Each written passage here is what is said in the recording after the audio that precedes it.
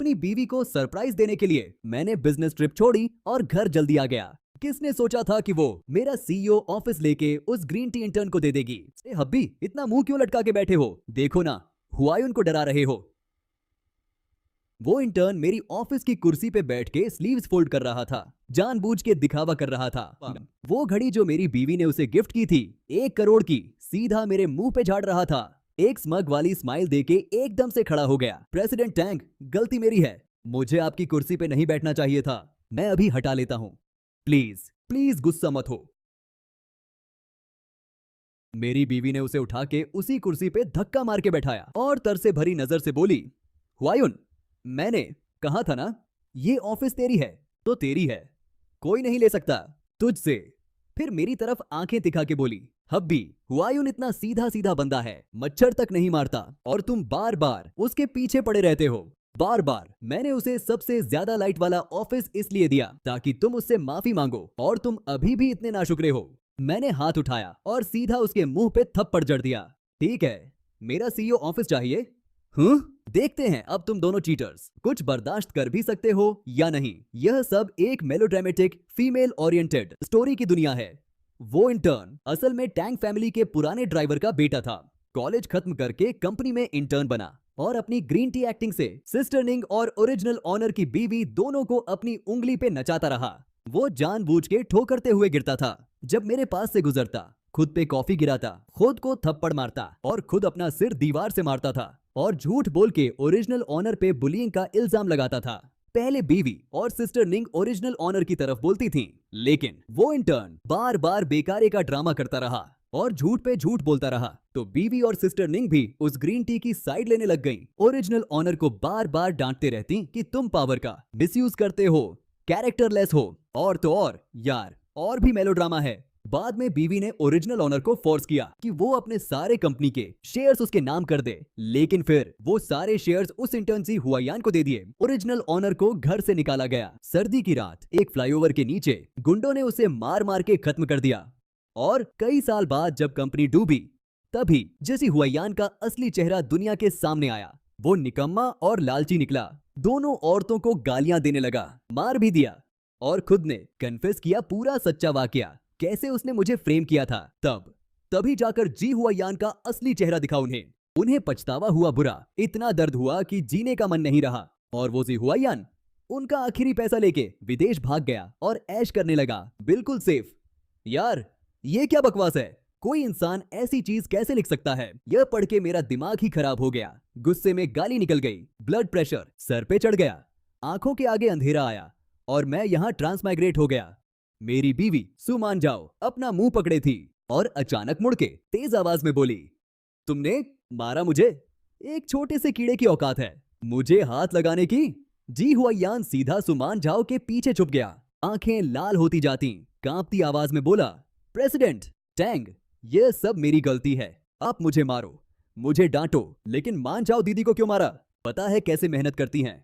मान जाओ दीदी, रोज कंपनी संभालने में अगर तुम उन्हें वैल्यू नहीं करते तो मत करो, लेकिन मार कैसे सकते हो? जी हुआयान की बातें सुन के सुमान जाओ और भी भड़क गई, कांपती उंगली मुझे दिखाते हुए बोली, बस करो टैंग चेन, अगर तुम हुआयान की आधी भी समझ रखते तो मैं कभी ये ऑफिस उसे नहीं देती। और अब पलटे हो और मुझे भी मारते हो। अभी और यहाँ घुटने टेक के माफी मांगो, वरना मैं कभी माफ नहीं करूंगी। यह सुनो जरा, बिल्कुल वैसी ही लाइंस जो उस बकवास फीमेल ओरिएंटेड नॉवेल में थी। मैं तो टैंक ग्रुप का इज्जतदार सीईओ हूँ और ये मुझे पलट गया बोल रही है और घुटने टेकने को कह रही है। मुझे इतनी हंसी आई कि रोना पड़ गया।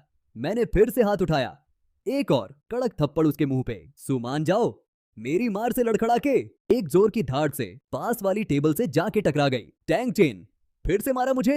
वो मुंह पकड़े घूरते हुए, आंखों में नफरत थी और सिर्फ गुस्सा नहीं, शौक भी था और थोड़ा डर भी। सुमान जाओ, तुम तो एक आम से स्टूडेंट थी जिसे टैंक फैमिली ने स्कॉलरशिप दी। मैं अंधा था जो तुमसे शादी की और तुम्हें यह वाइस प्रेसिडेंट की कुर्सी दी। जो भी तुम्हारे पास है वो सब मैंने दिया है और तुम गए एक इंटर्न की 1 करोड़ की घड़ी खरीद लाओ। और प्लान था मेरा सीईओ ऑफिस भी उसे देने का।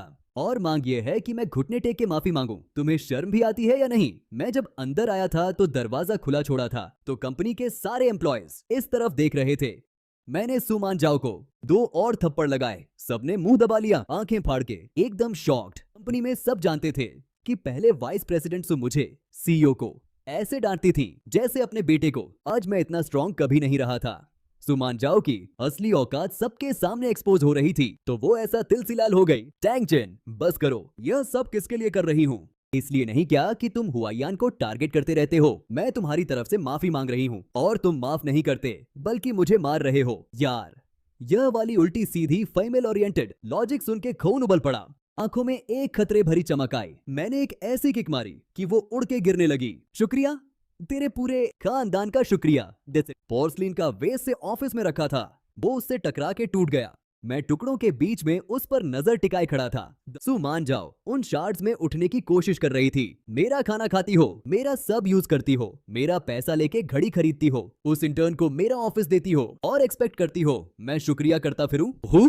मैं नीचे से उसे घृणा से देख रहा था।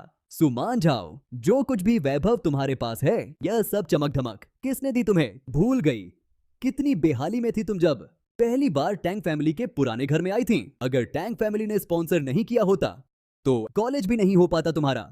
चुप, यह बात मत उठाओ, मत उठाओ, मत उठाओ। अच्छा, बैकग्राउंड छोड़ के और क्या है तुम्हारे पास? यान सीधा भाग के उसकी मदद करने लगा आंसुओं के साथ। प्रेसिडेंट टैंग, अगर किसी को ब्लेम करना है तो मुझे करो। यह सब मेरी वजह से हुआ।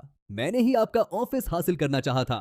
यह ग्रीन टी का लौंडा देख के ही उल्टी आती है। मैं आगे बढ़ा, कॉलर से पकड़ा और ठाटक दोनों तरफ से एक के बाद एक थप्पड़ लगाए, सीधा मुंह पे। तेरे को यही मिलेगा। ठीक उसी वक्त ऑन ऑफिस के बाहर से सांसों की एक बड़ी गाथा उठने लगी। मैंने अचानक गर्दन के पीछे हवा का झोंका गर्दन पे लगा। मैं इंस्टिंक्ट से थोड़ा झुका। धुड, मेरी गॉड फॉस्टर सिस्टर टैंग निंग एक एश ट्रे लेकर भागी आई थी। पूरी आंख झपकने की स्पीड में वो एश ट्रे सीधा जी हुआयान के सिर के बीच में लगी। खून बहने लगा। जी हुआयान ऐसे चिल्लाया जैसे सुअर कांटे का जमीन पे लौटने पोता। खून बहता रहा। उंगलियों के बीच से एक पल के लिए सब कुछ रुक सा गया।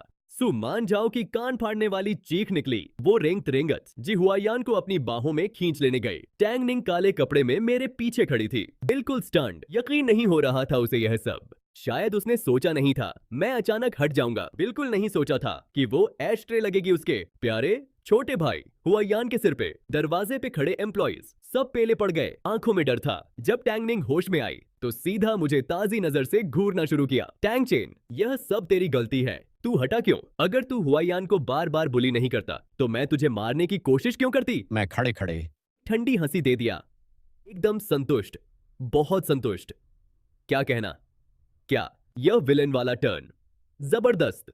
मैं तो सोच रहा था टैंग निंग कि तुम मेरा साथ देने वाली थी। अच्छा हुआ तूने खुद ही घर की सफाई कर दी मेरी जगह। टैंग निंग का चेहरा तैश में बिल्कुल सफेद पड़ गया। इतना गुस्सा था उसे, लेकिन से आर्गू करने की स्टेट में नहीं थी वो। सु मान जाओ के साथ जल्दी से जी हुआयान को हॉस्पिटल ले गई। जब वो चली गई मैंने तुरंत फाइनेंस डिपार्टमेंट के मैनेजर वांग को कॉल किया।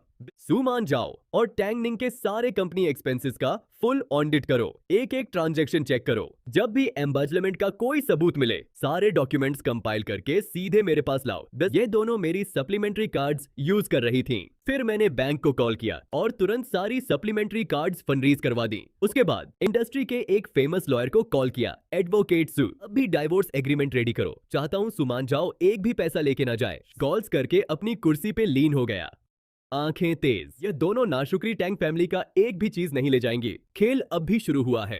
शहर के सबसे अच्छे प्राइवेट हॉस्पिटल के वीआईपी वार्ड में जिस हुआयान हॉस्पिटल बेड पे लेटा था, सु मान जाओ प्यार से उसे हेल्थ पोरेज खिला रही थी। टैंग निंग एक तरफ बैठी थी, चेहरा बुझा हुआ। आखिर टैंग चेन को हुआ क्या है? ऐसे लग रहा है जैसे कोई और ही बंदा हो गया हो। वो सुमान जाओ ने आखिरी निवाला खिलाया, फिर बाउल नाइट स्टैंड पे पटक दिया। और क्या, वो बस जेलस है इसलिए कि हम हुआयान का इतना ख्याल रखते हैं। सोच रहा होगा ड्रामा करने से ध्यान मिलेगा। अगर वो हुआयान को टारगेट नहीं करता तो हम उसे ऐसा ट्रीट करते। टैंग निंग ने फौरन हाँ में हाँ मिलाई। बिल्कुल, इस बार टैंग चेन को सीख देना ही होगा। ठीक उसी वक्त जी हुआयान फोन स्क्रॉल कर रहा था और टर्मिनेशन नोटिस देख के उसका वो स्मग चेहरा एकदम फरीज हो गया। एक सेकंड के बाद घबराते हुए चिल्लाया, सिस्टर मान जाओ, सिस्टर टैंग निंग, ये क्या हो रहा है? मुझे कंपनी ने क्यों निकाल दिया? सुमान जाओ ने झपट के फोन ले लिया। एक ही नजर में गुस्सा उन पर चढ़ गया। टैंग चेन इस चमक के यह किसने कराया? अभी पूरा बोल भी नहीं पाई थी कि उसका खुद का और टैंग निंग का फोन भी बज गया। दोनों के भी टर्मिनेशन नोटिसेस आए थे कंपनी से। टैंग निंग ने दांत पीसे, एक एक शब्द दांतों के बीच से निकालते हुए। यकीन नहीं हुआ गुस्से में। वो टैंग ग्रुप की नॉमिनल वाइस प्रेसिडेंट, सीईओ की गॉड फॉस्टर सिस्टर, उसे भी निकाला। मतलब था यह कि सब कुछ जो उसने टैंग ग्रुप में खड़ा किया था सालों में, वाइस प्रेसिडेंट की पोजीशन, रेपुटेशन, सारे कनेक्शंस जो उसने इतनी मेहनत से बनाए थे और आगे वाला भारी डिविडेंड जो मिलने वाला था, एक झटके में खत्म। यह हैवान, रुको, घर जाके निपटूंगी इससे। जी, वायान और भी स्टंड रह गया। उसने सोचा ही नहीं था दोनों वाइस प्रेसिडेंट्स को भी निकाल देंगे। सिर की चोट थरकने लगी, आंखों के आगे अंधेरा छा रहा था। उसने सोचा था इन दोनों को सीधी से पकड़ के सर पे चढ़ जाएगा और जिंदगी भर ऐश करेगा। अब वो सपना धूल में मिल गया। उसने टैंग निंग का हाथ पकड़ा, आंसुओं भरी आवाज में बोला, टैंग निंग दीदी अब क्या करें? प्रेसिडेंट, टैंग ने निकाला है हमें। टैंग चेन है क्या वो एक मैसेज से निकालने की हिम्मत? सपने देख रहा है वो, दिमाग खराब हो गया है उसका। मैं अभी कंपनी जाती हूँ, ढूंढती हूँ उसे, सबके सामने कन्फ्रंट करूंगी और जवाब मांगूंगी कौन होता है इतना सर चढ़ने वाला। उसे कंपेल करूंगी कि सबके सामने घुटने टेक के मुझसे माफी मांगे। यह कहते हुए बाहर जाने लगी, लेकिन सू मान जाओ ने जल्दी से उसे रोक लिया। सिस्टर निंग, इतनी जल्दी क्या है? याद है पहले वो कैसे रहता था? हमारे आगे पीछे घूमता था जैसे गुलाम हो। पहले जब भी हम बीमार होते थे, क्या वो नहीं जागता रात भर हमारा ख्याल रखने के लिए? वो बार जब हम तीनों सबर्ब्स में कैंपिंग गए तो उसने अकेले ही सामान उठाया हमारी थकान बचाने के लिए, पूरा गियर अकेले कंधे पे। तब हम दोनों ने बेट लगाई थी और डूबने का नाटक किया था कि टैंग चेन पहले किसे बचाएगा। जिस भी को पहले बचाएगा वो उससे शादी करेगा। जिस भी ने मुझे पहले बचाया वो साफ थका हुआ था, लेकिन एक पल भी नहीं लगा, पूरी थकान में डूबा था। फिर भी फौरन पानी में कूद पड़ा तुझे भी बचाने के लिए। डूबते डूबते खुद नाक बाल दोनों में आ गया था। मैं सोचती हूँ यह बार वो बस बचपना दिखा रहा है। उसे थोड़ा टाइम दो, खुद ही दुम दबा के वापस आएगा, हमसे वापस आने की मिन्नत करेगा। अगर तू अभी उसके पास गई तो सीधा उसके झांसे में आ जाएगी। सुमान जाओ की बात सुन के टैंग निंग के दिमाग में सारी यादें आ गईं। जब वो बीमार होती, टैंग चेन खुद रात को सूप पका के लाता था। उन्हें बचाने के लिए गुंडों से लड़के अपना सिर फोड़ लिया, खून बहता रहा। बस थोड़ी सी बात बोल दो, वो फौरन दौड़ के कर देता। बिल देने के लिए हमेशा आगे रहता। और वो कैंपिंग वाली बात, जब वो लगभग डूब गया था, इस टैंग निंग के दिमाग में फ्लैश आया। हाँ सच है, टैंग चेन हमेशा उनका कहा मानता था, बिना किसी शर्त के। इतना पागल था कि जान भी दे सकता था उनके लिए। तो वो एक्चुअली निकालेगा कैसे इन्हें एक्चुअली निकालेगा? मान जाओ तेरी बात में दम है। मैं तो बस इमोशंस में बह गई थी। टैंग निंग के मुंह पर एक स्मग स्माइल आई, आंखों में पुराना कॉन्फिडेंस वापस आया। टैंग चेन ने जरूर देखा होगा कि हम हुआ एन से कितना अच्छा बिहेव करते हैं और जेलस हो गया। वो हार्ड टू गेट प्ले कर रहा है, ध्यान खींचने की कोशिश। टैक्टिक्स सुधर गए हैं जरूर। देखते हैं कितने दिन तक रह सकता है ऐसा। एक हफ्ते बाद मैं फाइनली वक्त निकाल के हॉस्पिटल चेकअप के लिए गई। नॉवेल्स में सीईओज को स्टमक कैंसर हो जाता है। इतनी मेहनत की है टाइकून बनने के लिए, मरना नहीं। अभी चेकअप के बाद सब ठीक निकला। सुकून से हॉस्पिटल लॉबी में निकला और सीधे सुमान जाओ से टकरा गया और टैंग निंग से, जो जी हुआयान का डिस्चार्ज करा रही थी। हॉस्पिटल स्टाफ ने रेस्पेक्टफुली बिल लाके दिया। हेलो मिस सू, आपके इंस्ट्रक्शंस के मुताबिक हमने मिस्टर अज्जी के लिए सबसे अच्छी मेडिसिन यूज की है। टोटल बिल है 23 लाख RMB। इतना भारी अमाउंट सुन के जी हुआयान उछल पड़ा। वो अंदर अंदर चीख गया। सुना था कि ब्रेन की एक शॉट मेडिसिन 10 लाख RMB की थी और 10 से ज्यादा शॉट्स लिए थे। सू मान जाओ का चेहरा बुझा हुआ था। मिस सू ने धीरे से बैग से कार्ड निकाला। स्वाइप करो। स्टाफ ने कार्ड लिया। 3-4 बार ट्राई किया, बार बार डिक्लाइन। कार्ड वापस किया। मिस सू, आपका कार्ड डिक्लाइन हो रहा है, कोई और कार्ड ट्राई करें। सू मान जाओ और टैंग निंग ने काफी कार्ड्स ट्राई किए, सबका एक ही जवाब, पेमेंट फेल्ड। दोनों के चेहरे एकदम बेकार हो गए। सिस्टर टैंग निंग, ये क्या हो रहा है? कार्ड्स क्यों नहीं चल रहे? हमारे, मेरे भी नहीं। टैंग चेन की शैतान हरकतें हैं। मैं साइड में खड़ा तमाशा देख रहा था। ये दोनों बस खाओ पियो और मस्ती करो। मेरी सप्लीमेंट्री कार्ड्स पे सब चार्ज कर लो। इस साल ही कंपनी ज्वाइन की थी और जो थोड़ी वाइस प्रेसिडेंट सैलरी मिलती थी वो भी जी हुआयान खा गया। माँ बीमार है का बहाना बना के पॉकेट करता रहा और जुआ खेलने में उड़ा दिया। सू मान जाओ की नजर घूमी और मुझे देख लिया। सीधा मेरी तरफ भड़की आई, आंखों में इल्जाम भर के सीधा कन्फ्रंट करने के मूड में। जो लोग पेमेंट क्यू में थे वो सब हम पे नजर टिकाए थे, क्यूरियस एंड जजमेंटल दोनों। आखिर सुमान जाओ और टैंग निंग थी तो एकदम सुंदर लग्जरी ब्रांड्स में, और अभी अभी कार्ड डिक्लाइन का एम्बेरसमेंट हुआ था। इतना स्पेक्टेकल तो क्राउड को बुलाता ही है। भीड़ जम गई थी। मान जाओ तेज आवाज में घूरते हुए बोली, टैंग चेन तूने किया क्या? तूने फरीज किए हमारे कार्ड्स, पता है कितनी बेइज्जती हुई हमारी? मुझे खुद हंसी आ गई। मैंने अपनी कार्ड्स फरीज की है, तुम्हारी कार्ड डिक्लाइन से मेरा क्या लेना देना? या प्लान था मेरी कार्ड से अपने यार की हॉस्पिटल बिल भरनी? सुमान जाओ का मुंह लाल हो गया, सांसों की गति भारी। पति होने के नाते यह कार्ड्स भी मेरे हैं तो मैं यूज कर सकती हूँ, क्या प्रॉब्लम है? यह बोल के सारी हॉल में सरसराहट मच गई। ये क्या हो रहा है? तो यह उसका एक्चुअल पति है। मैंने देखा था वो उस दूसरे बंदे का हाथ पकड़े चलती थी। सोच लिया कपल है तो ये उसका बॉयफ्रेंड है। अच्छा दिखता है तो, लेकिन यह अपने पति के पैसे से अपने यार का हॉस्पिटल बिल भर रही है, और सबसे अच्छी मेडिसिन भी। बेशर्म। बिल्कुल सही। आजकल के बच्चे एकदम हद्दों से बाहर जा रहे हैं। सब नैतिकता मिट्टी में मिल गई है। जाओ के मुंह का रंग उखड़ के लाल हो गया। वो चिल्लाई, आप सब चुप करो, यह हमारा एडॉप्टेड छोटा भाई है, कुछ नहीं है इसके और मेरे बीच। अपने पति का पैसा यूज करना मेरी मर्जी, तुम्हारी क्या औकात? जो उंगली उठाओ।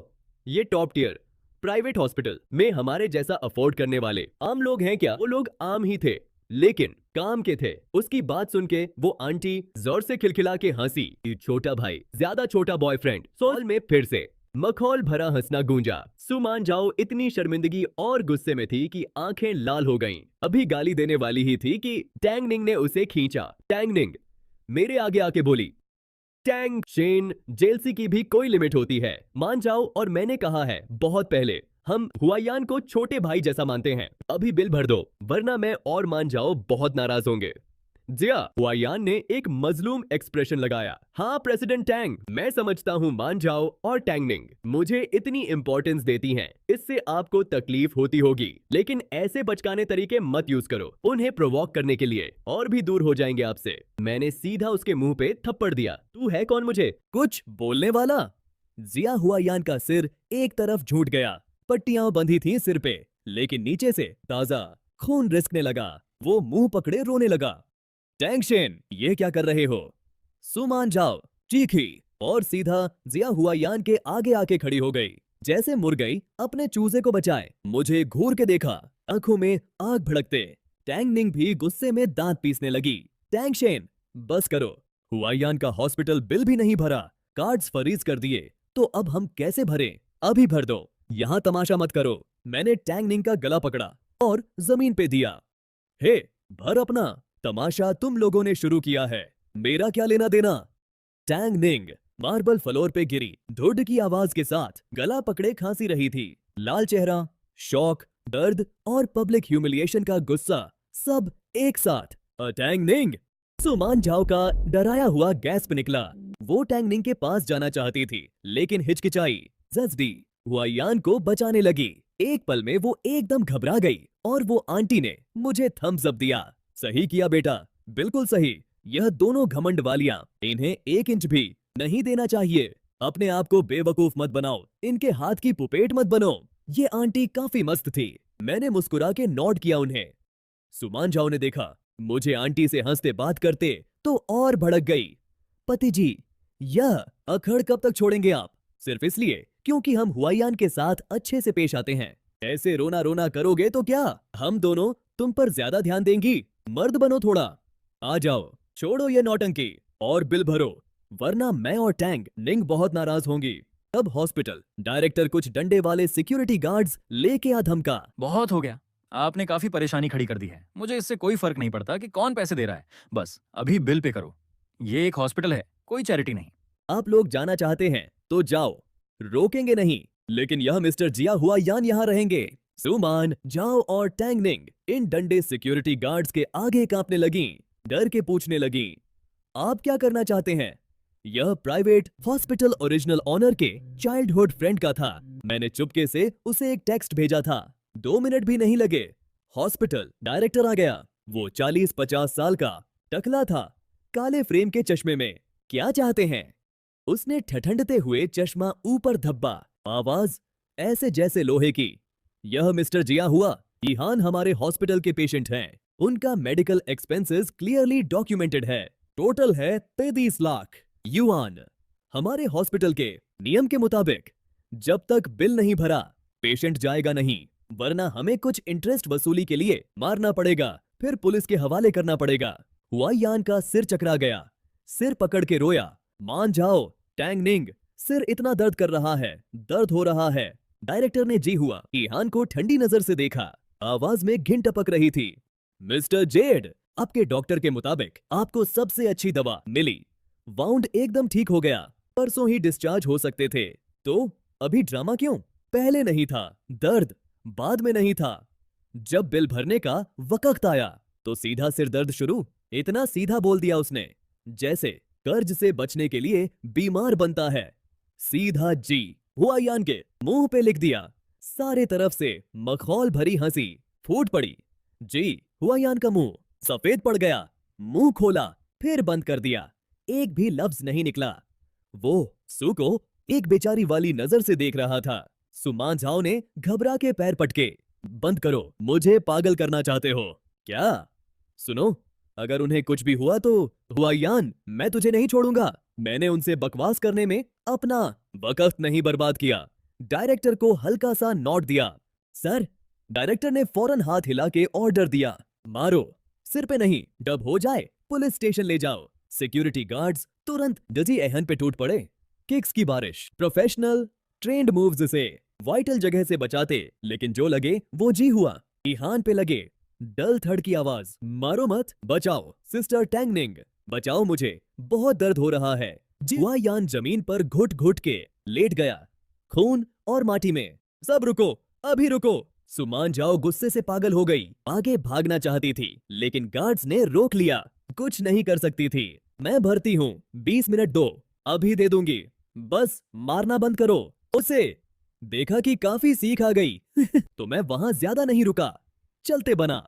इन्हें रखना था, धीरे धीरे निपटना था। बाद में सुमान जाओ और टैंग निंग ने एक सेकंड हैंड डीलर बुलाया। सब कुछ बेचो। उन्हें अपने डिजाइनर बैग्स, महंगी घड़ी, जेवर सब डर्ट चीप दाम पे बेचने पड़े। मुश्किल से हॉस्पिटल का बिल जमा किया और घर लाई। मैंने अपने असिस्टेंट को डाइवोर्स एग्रीमेंट लेके भेजना था। मुझे पता था डिस्चार्ज के बाद वो जरूर आएंगे जब मैं डिनर खा रहा होऊंगा।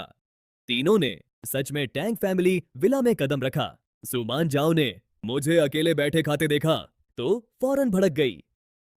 अकेले खाना शुरू कर दिया? मैसेज नहीं देखा? हुआयान को घर डिनर के लिए लाने वाले थे। ठीक है, नहीं भरा हुआयान का बिल, अब यह भी के लिए खाना भी नहीं रखोगे? कितने जालिम हो। टैंग निंग भी कांपती उंगलियों से मुझे पॉइंट करती बोली, टैंग चेन, कब तक नौटंकी करोगे? क्या हुआयान की तरह थोड़ा समझदार नहीं हो सकते? हुआयान सबसे पीछे था, सिर नीचे झुका के डरे सहमे अंदाज में। सिर पे खून से भीगी पट्टी बंधी थी, चाल अवकवर्ड थी, हाथ खुद ब खुद पतलियां पकड़े था।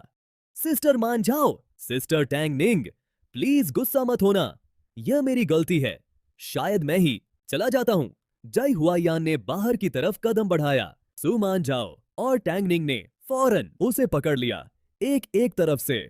हुआयान, अभी भी पेशेंट हो, वहां अकेले कौन करेगा तेरा ख्याल? और यहाँ घर में तो काफी खाली कमरे हैं, अपना घर समझो, यह मेरा घर भी है, जितना मर्जी रहो। जजी हुआयान ने बेचारगी का एक नकली एक्सप्रेशन दिया, लेकिन चुपके से मुझे एक जीती हुई नजर मारी। मान जाओ, मुझे नहीं लगता यह सही होगा। टैंग निंग ने तर से भरी नजर से उसे संभाला। अरे क्या बुरा है इसमें? वो झेला हुआ छोटा सा अपार्टमेंट कितना बेकार था, वहां कैसे रह सकते हो? यहाँ मेड्स हैं, और मान जाओ, और मैं है तेरा ख्याल रखने के लिए, निश्चिंत होके रहो। फिर आंटी वांग की तरफ मुड़ी और एरोगेंटली हुक्म दिया, आंटी वांग, खड़ी क्यों हो? जाओ खाना बनाओ। हुआयान अभी हॉस्पिटल से आया है, ज्यादा तीखा नहीं, हल्का खाना बनाना। मेड्स, बटलर और बॉडीगार्ड्स सबको मैंने पहले ही इंस्ट्रक्शंस दे दिए थे। आंटी वांग ने उसे बिल्कुल इग्नोर किया, एक नजर भी नहीं उठाई, चेहरा भी नहीं घुमाया, बस एक हल्का सा घृणा वाला एक्सप्रेशन आया चेहरे पे। टैंग निंग आंटी वांग के इस डिसमिस से स्टन्ड रह गई। एक पल में गुस्से की लहर सिर पे चढ़ गई। आंटी वांग, बाहरी हो गई हो? सुना नहीं मेरी बात? खाना बनाओ, कह रही हूं।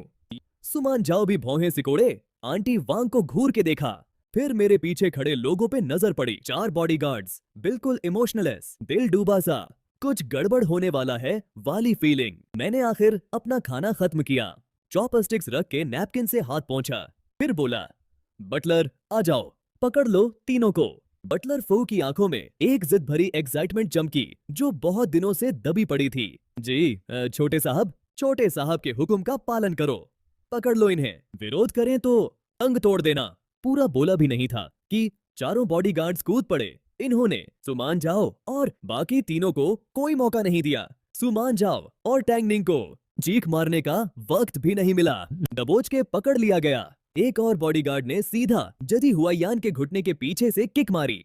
जरी हुआयान एक कराहदाहट के साथ धुड्ड से घुटनों के बल गिरा। घुटना सीधा जमीन से टकरा गया। दोनों हाथ पीछे टाइट पकड़े थे। दर्द से मुंह बिगड़ गया। टैंग चेन, हैवान, मैं तेरी बहन हूँ, ऐसा बिहेव कर रहा है मुझसे। टैंगनिंग भी छूटा पाने की पूरी कोशिश कर रही थी, लेकिन कुछ नहीं होना था। क्या कर रहा है? छोड़ मुझे। टैंग चेन पागल हो गया है, इन्हें हाथ लगाने देता है मुझे। सुमान जाओ को होश आया। वो मारने पीटने और चिल्लाने लगी। टैंग चेन, बहुत हो गया तमाशा, इतनी हिम्मत, ऐसा ट्रीट करता है मुझे, डाइवोर्स करो मुझसे। मुझे खुद हंसी आ गई। सोचा नहीं था वही पहले डाइवोर्स बोलेगी। इंटरेस्टिंग। मैंने सिग्नल दिया बॉडीगार्ड्स को, उसे छोड़ दो। फिर डाइवोर्स एग्रीमेंट उसके आगे फेंक दिया। ठीक है, डाइवोर्स चाहिए तो तेरी विश पूरी करता हूं। सुमान जाओ के हाथ छूटे। वो एक पल के लिए लड़खड़ा के संभल गई। डाइवोर्स एग्रीमेंट उठाया अचानक। मुझे नजर उठा के देखा। यकीन नहीं आया। यूटोंग चेन, मतलब क्या है इसका? मैंने स्मर्क दिया। ऊपर से नीचे देखा। तूने ही तो डाइवोर्स मांगी, अगर हिम्मत है तो साइन करो। सुमान जाओ को जैसे कुछ समझ में आ गया। वो एक अजीब सी हंसी में फट पड़ी। खाली हाथ हाँ हाँ हंसने लगी और कॉन्फिडेंट होती गई। टैंग चेन, हाई स्कूल से तू मेरे आगे पीछे घूमता था। पूरा शहर जानता है तू सुमान जाओ का लैप डॉग है। सोचता है डाइवोर्स की धमकी से मुझे डरा लेगा। सुन, यह छोटा सा ड्रामा मैं देख लिया बहुत पहले से। यह वाला ट्रैप काम नहीं करेगा। अगर अभी घुटने टेक के माफी मांगो तो शायद साइन करने का सोचूं, वरना अगर मैंने एक्चुअली साइन किया तो बाद में हाथ पैर पकड़ के मांगो, वापस नहीं आऊंगी। टैंगनिंग भी साइड से बोली, बिल्कुल, जब वो वक्त आएगा और घुटने टेक के मांगो भी तो बहुत देर हो चुकी होगी। उनकी बात सुन के मैं ईमानदारी से शॉक्ड रह गया। ये कितनी बेशर्म इंसान है यार। मेरे हाथ में तो पहले से एम्बेजलमेंट का सबूत था। कंपनी का पैसा लगा के जीवान की बर्थडे पे घड़ी खरीदी। प्लान था इन्हें इसके साथ दबाना। क्या मैं ज्यादा सोच रहा था? अभी जेल नहीं भेजना, वो तो बहुत आसान होगा। मैं मखौल उड़ा के घूर के देखा। साइन करो फिर, इतनी बकवास क्यों? सुमान जाओ गुस्से से सफेद पड़ गई। ठीक है, देखते हैं कब तक अकड़ दिखाता है। सुमान जाओ ने पेन उठाया और ढाक से अपना नाम लिख दिया एग्रीमेंट पे। मैंने साइंड डाइवोर्स एग्रीमेंट ले लिया। हंसी रोक रहा था। मैंने जीवान की कलदानी पे घड़ी की तरफ इशारा किया और बटलर को जोर से हुक्म दिया, वो घड़ी उतारो, इसके हाथ से तीनों को बाहर फेंको। आज के बाद टैंक फैमिली के दरवाजे से आधा कदम भी अंदर नहीं आना। बटलर फू ने झुक कर कहा, जी छोटे साहब, तीनों को बाहर फेंको, घड़ी उतारो, साफ करो। जी सर, बॉडीगार्ड्स ने एक साथ जवाब दिया और पहले से भी ज्यादा जबरदस्त। बॉडीगार्ड ने जो अभी जीवान को किक मारी थी, उसने जीवान की कलदानी पकड़ी। जीवान के नहीं के बीच एक बार भी नहीं सोचा। बिल्कुल बिना मर्सी के घड़ी खींच के निकाली। हाथ बिल्कुल जबरदस्त। घड़ी का स्ट्रैप जीवान की कलदानी से रस गई। गहरे लाल निशान पड़ गए। मेरी घड़ी? मान जाओ दीदी का गिफ्ट। जीवान इतना दिल दुखी था कि दर्द भी भूल गया। हाथ बढ़ाया वापस खींचने के लिए। बॉडीगार्ड ने घड़ी बटलर के हाथ में फेंक दी। लो, लगाओ। जैसे कोई मुर्गी का बच्चा होता। जीवान को कॉलर से पकड़ा और सीधा बाहर। नहीं, ये नहीं हो सकता। घड़ी लेने का हक क्या? हुआ यान को मैंने दी थी, अपने पैसे से खरीदी थी। छोड़ मुझे। टैंग किन, मेरे बैग्स, डिजाइनर कपड़े, जेवर ऊपर कमरे में हैं, ऐसे नहीं निकाल सकते मुझे। टोंगनिंग की आवाज टूटी। घबराहट में आह आई। जानते नहीं वो सारी जेवर, कपड़े, बैग्स मिला के 1 करोड़ का है। टैंग किन, दिमाग खराब हो गया तेरा? निकाल रहा है हमें। यह मेरा भी घर है, 10 साल से ज्यादा यहाँ रही हूँ। मैंने ठंडी हंसी दी। तुम्हारा घर, तुम्हारे सामान में एक भी चीज है जो मेरी जेब से नहीं आई। तुम लोग पैरासाइट हो, मेरी टैंक फैमिली पे पलते रहे और खुद को घर का मालिक समझते हो। मैंने हाथ हिलाया, बटलर को सिग्नल दिया, बाहर फेंको। अगले बार टैंक फैमिली एस्टेट के आसपास दिखें तो मारो, जब भी दिखें पिटाई करो। बेकार इंसान है। बॉडीगार्ड्स ने जैसे कूड़ा फेंकनी हो तीनों को सीधा बाहर खींच के ले गए। सुमान जाओ की हाई हील्स में टक्कर लागी। लड़खड़ाते मुंह के बल गिरते गिरते बची। टैंग निंग ने उसे मुश्किल से पकड़ा। जिहुआन सीधा जमीन पे फेंका गया, मुंह के बल माटी खाई। हवेली की खूबसूरत नक्काशी वाला दरवाजा उनके पीछे से धाक से बंद हो गया। तीनों अभी भी हारने को तैयार नहीं थे। बाहर से गालियां और दरवाजे थपड़ना शुरू कर दिया। आवाज सारी तरफ गूंज रही थी। नतीजा यह हुआ कि बटलर फू कुछ लोगों को लेकर निकला और इनको डंडा दे दिया। तभी चुप हुए। तीनों एक दूसरे को थामे थामे कांपते हुए वहां से निकल गए। सुमान जाओ और टैंग निंग के पास कोई ऑप्शन नहीं था। जिहुआन के किराए के अपार्टमेंट में जाना पड़ा, जिसका किराया खत्म होने वाला था। तीनों चाटें खाए, दबी ताकत के साथ सोफे पे धकर गए। जिहुआन सिर पकड़े कर आहंदाया, सिस्टर मान जाओ, सिस्टर टैंग निंग। अगर प्रेसिडेंट टोंग सच में तुम्हारी परवाह नहीं करता अब तो हम क्या करेंगे?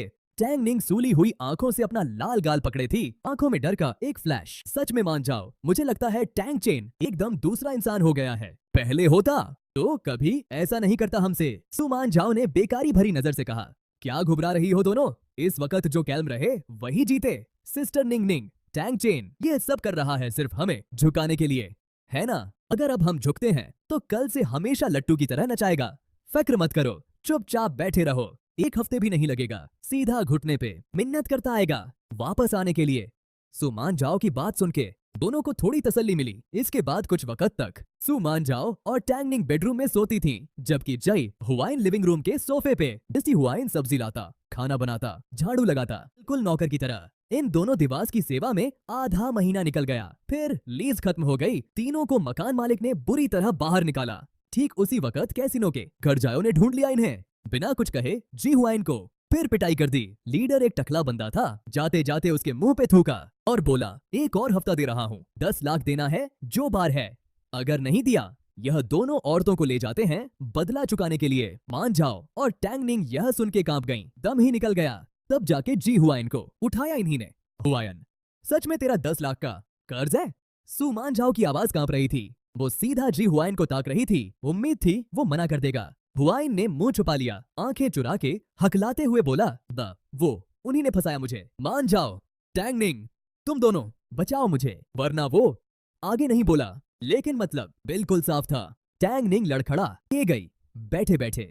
10 लाख, पहले यह तो उनके लिए एक आम सा बजट था, लेकिन अब तो खाने के लाले पड़े हैं। वो सब पुराने दोस्त जो थे टैंग फैमिली से निकाले जाने की खबर सुन के मैसेजेस का जवाब भी नहीं देते थे। उधार तो क्या मांगे? नहीं, हम नहीं बचा सकते। क्या से बचाए? टैंग निंग आखिर फूट पड़ी। इतने दिनों की दबी हुई भड़ास, डर, रियलिटी के थप्पड़ की बेइज्जती सब जी हुआइन पे निकल गई।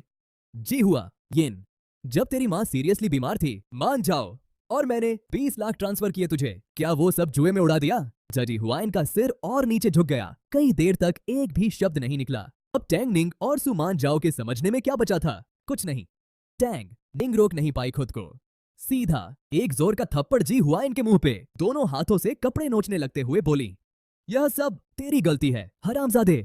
अगर तू नहीं होता तो हम यहाँ कैसे पहुँचते? मेरी पोजीशन, मेरा ब्लैक कार्ड, मेरे डिजाइनर बैग्स, यह पागलपन है यार। सब खत्म हो गया। जी हुआइन, तूने हमें बर्बाद कर दिया। सुमान जाओ एक ब्लैंक स्टेयर से सीन देख रही थी, दिमाग एकदम खाली। जजी हुआइन का चेहरा आखिर बिगड़ के खतरनाक हो गया। अब और नहीं रुका, सीधा हाथ उठाया और टैंग निंग को सीधा मुंह पे थप्पड़ दे मारा। फिर सुमान जाओ पे झपट गया। ओए, सोचती हो तुम दोनों कुछ खास हो क्या? मैंने बस थोड़ा विक्टिम प्ले किया, खुद को मारा, सीढ़ियों से नीचे गिरा और प्रेसिडेंट टैंग पे इल्जाम लगाया। और तुम दोनों सुअरों ने सच मान लिया।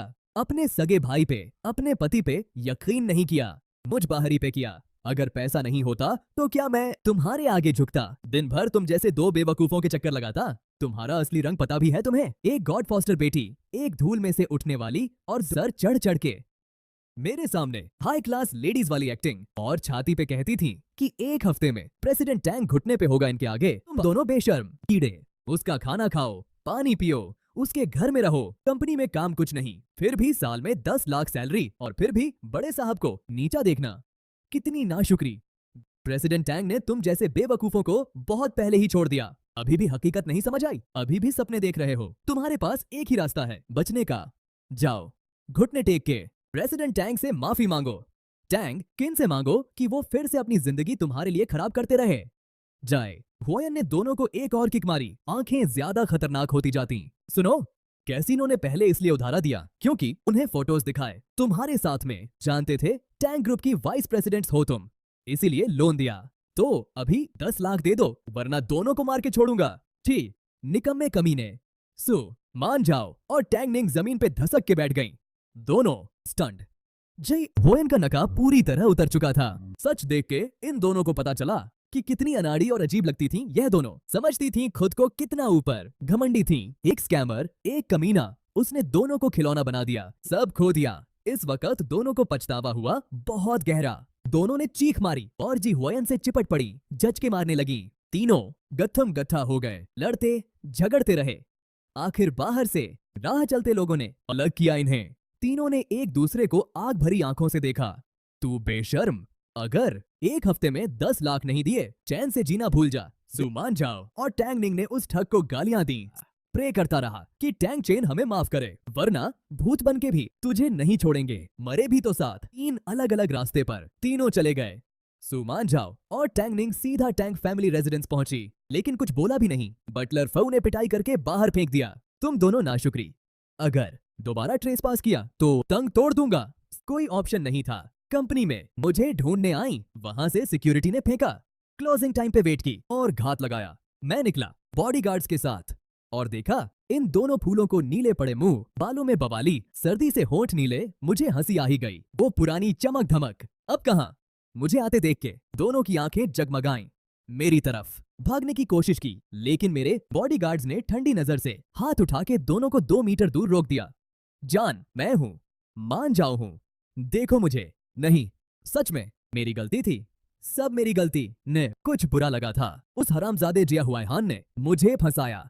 माफ कर दो, हम सच में समझ गए हैं। मैं जानबूझ के थोड़ी आंख मींची, जैसे पहचाना हो नहीं। फिर मांसा करते हुए बोला, अरे क्या आप मिस सू और मिस टैंग नहीं हैं? किसने छोड़ दिया आप दोनों को ऐसी हालत में? मुझे लगता है आप दोनों अपने सीधे साधे छोटे भाई हुआयहान के साथ थी ना। वो कितने प्यारे हैं। फिर मुझे देखने का वक्त कैसे निकला। मान जाओ का चेहरा लाल हो गया। वो मेरी बातों में मखौल और तंज समझ गई। अंदर गुस्सा उबल रहा था लेकिन दबा लिया। डॉन, सच में गलती हुई, सब जिया हुआयहान ने फंसाया। वो जुआ आदि है, एक ठग है। टैंग निंग ने फ्रेंटिकली सर हिलाया, आंखें लाल हो रही थीं। सही बात है। शेन उसकी मीठी मीठी बातों में आ गए। उसने धोखा दिया। शेन, रिक्वेस्ट है, हम सच में समझ गए हैं। जो भी था उनके स्के पे एक और मौका दो।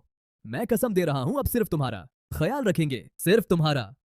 मान जाओ फ्रेंटिकली नॉड करती रही, आंसुओं में। हम जो भी था क्या जो भी था का मतलब जिया हुआयहान के इल्जाम पे तुरंत उसकी तरफ हो जाना था। मुझे क्या जो भी था का मतलब कंपनी का पैसा चुरा के अपने यार के लिए करोड़ की घड़ी खरीदना था, या मेरा ऑन ऑफिस उस इंटर्न को देना था, उसे टैंग फैमिली के घर में बसाने की कोशिश करना और मुझसे घुटने टेकवा के माफी मंगवाना, या शायद मिस टैंग आप एक और तवा मुझे मरवाना चाहती हैं। मान जाओ। टैंग निंग, सपना देखना बंद करो। बताओ मुझे अब हमारे बीच कुछ बचा भी है? मैं रुका एक पल, फिर मेरा और बुझ गया। आवाज बर्फ जैसी थी। तुम गलती नहीं समझी, तुम अंधी गली में फंस गई हो। मान जाओ। टैंग निंग, कभी सोचा क्या होता अगर मैं ना जागता? अगर मैं ऐसे ही आंखें मुंह के तेरी हर बात मानता रहता तो क्या होता? मेरी टैंग फैमिली का क्या होता? अगर तुम कॉर्नर में ना धकेल दी जाती तो जिहुआयान का असली चेहरा कभी नहीं दिखता। तुम दोनों बेवकूफ मेरी पूरी फैमिली को घसीटने में लगी थी, बस एक ठग की हरकत पूरी करने के लिए। और अब इतनी हिम्मत है मुझसे माफी मांगने आई हो? मैं इन्हें घूर के हंसा। उनकी आंखों की रोशनी धीरे धीरे बुझती गई। अभी जाओ यहाँ से और मेरे सामने मत आओ, मुझे उल्टी आने लगती है। यह बोल के मैंने इनका कोई इंतजार नहीं किया, सीधा कार का दरवाजा खोला। टैंग चेन, तुम ऐसा नहीं कर सकते। मान जाओ कि दिल फाड़ने वाली चीख निकली। चारों बॉडीगार्ड्स को तोड़ते हुए आगे भागी। टैंग चेन, हम सच में समझ गए हैं, मत जाओ। मैं कार में बैठ गया, आहिस्ता आंखें बंद की, ड्राइवर को जाने बोला। अगले कुछ दिनों में वो हर जगह मिला लेने की कोशिश करने लगी। पता था कि मैं कंपनी में हूं तो दिन भर नीचे खड़ी रही। जब बाहर खाने गया वो खिड़की के बाहर से ताक रही थीं। उस रात एक नई कॉलेज वाली लड़की के साथ वक्त गुजारा।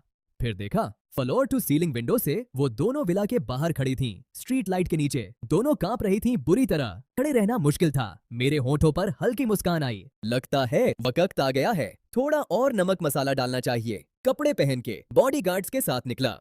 काफी दिनों में दोनों पतली हो गई थीं। आंखों के नीचे काले हल्के थे। चेहरे पे जख्मों के निशान अभी भी थे, जो सर्दी की वजह से नीले पड़ रहे थे। मुझे बॉडीगार्ड्स के साथ निकलते देख दोनों की आंखें जगमगाईं और सीधा घुटने पे आ गईं। शेन, हम सच में समझ गए हैं, ऐसा नहीं करना चाहिए था। तुम्हारे साथ हम सच में नाशुक्रे और धोखेबाज थे। तुम्हारी वफादारी से धोखा किया। सू मान जाओ की आवाज खुश्क और बांस में थी। रोने की कोशिश कर रही थी। आह शेन, मैंने कभी कुछ ऐसा नहीं किया जो सही नहीं था। प्लीज इस बार माफ करो, सिर्फ एक बार। टैंग निंग के चेहरे से भी आंसू बह रहे थे। आह शेन, माफी चाहती हूँ, सच में पछतावा है। अब से पक्का सब ठीक करेंगे। मैंने इन्हें इमोशन के बिना देखा और ठंडी हंसी निकाली। मैंने डॉक्यूमेंट्स का एक बंडल उनके आगे फेंका। सुमान जाओ, टैंग निंग, ध्यान से देखो। पिछली बार जब मैं बिजनेस ट्रिप पे था, तुमने 1 करोड़ की लग्जरी घड़ी गिफ्ट की और सबसे महंगा होटल बुक किया से हुआयन का बर्थडे सेलिब्रेट करने के लिए। कुल मिला के 18 लाख रुपए कंपनी का पैसा गया। दोनों के सिग्नेचर्स हैं यहाँ पे, देख लो। सबूत पक्का है, कुछ भी झुठला नहीं सकते। मैं किसी भी वक्त केस कर सकता हूँ। मैंने झुककर उनके चेहरे थप्पे। 1 महीना दे रहा हूँ, यह 58 लाख एक एक पैसा वापस करो, वरना सीधा पुलिस के पास जाऊंगा। तुम जेल में पछताते रह जाना। मौका दे रहा हूँ, कद्रदानी करना। इस बार दोनों बिल्कुल हिल गईं। उम्मीद थी मैं इन्हें कीचड़ से निकालूंगा, लेकिन मैंने खुद ही इन्हें और गहरे कीचड़ में धकेला था। यह 58 लाख इसलिए था कि यह दोनों कभी वापस अपने पांव पे खड़ी ना हो सके। यह बोल के मैंने पीठ फेरी और चल दिया। सिर्फ मेरी सीधी पीठ का नजर दिखा इन्हें। पीछे से रोंदू की एक बढ़िया आवाज आई। दोनों का रोना जो बिल्कुल टूट गई थी जब से मैंने ऑफिशियल वेबसाइट पे अनाउंसमेंट डाली कि यह दोनों एम्बेजलमेंट के शक में हैं, निकाली गई हैं और हम लीगल एक्शन लेने का हक रखते हैं। इन्हें कोई ढंग की नौकरी भी नहीं मिली। सू मान जाओ और टैंग निंग ने हर जगह पैसे मांगने की कोशिश की, लेकिन कोई नहीं मिला। दोनों फ्रेंटिकली कॉल और मैसेज करने लगी। मेरा एक ही जवाब, काउंटडाउन चल रहा है। सू मान जाओ और टैंग निंग को समझ आ गया कि मैं इन्हें नहीं छोड़ूंगा। तभी दोनों सच में टूटी। वो हरामजादा जाहावाइन हर काफी दिनों बाद आता और पैसा मांगता। कैसीनो का गुंडा भी लेकर आया था उन्हें ढूंढने के लिए। सू मान जाओ और टैंग निंग पहले से टूटी हुई। आखिर बर्दाश्त नहीं हुआ और बिल्कुल स्नैप हो गईं। उन्होंने जाहावाइन को एक फ्लाईओवर पे मिलने बुलाया। वे तीनों हाथापाई करने लगे और नदी में गिर गए। मैंने सुना है कि उनकी लाशें टुकड़ों में मिली थीं। जब यह खबर सुनी, मैं एक कॉलेज की लड़की के साथ बीच पे छुट्टियां मना रहा था। पिछले काफी दिनों से समुद्र के किनारे सर्दी में भी मौसम अजीब तरह से गर्म था। 30 डिग्री तक चढ़ गया था। एक नारियल के पेड़ के नीचे लंबे रेतीले पैच पे बैठे मैं उसे देख रहा था। सेक्सी एब्स, लंबी सुनहरी टांगे। उसने रेड वाइन की घूंट ली, मुंह बना के मेरी बाहों में आ गई। मैंने हाथ उसके कंधे पे डाला। ठीक है, गुस्सा मत हो। वो तो सिर्फ इसलिए कि मैं तेरे साथ सीशेल्स लाने नहीं गया ना। चलो अभी चलते हैं। शेन, तुम कितने अच्छे हो। अच्छी बात है, कल रात तो बोल रही थी मैं बुरा हूँ। ऊग, आई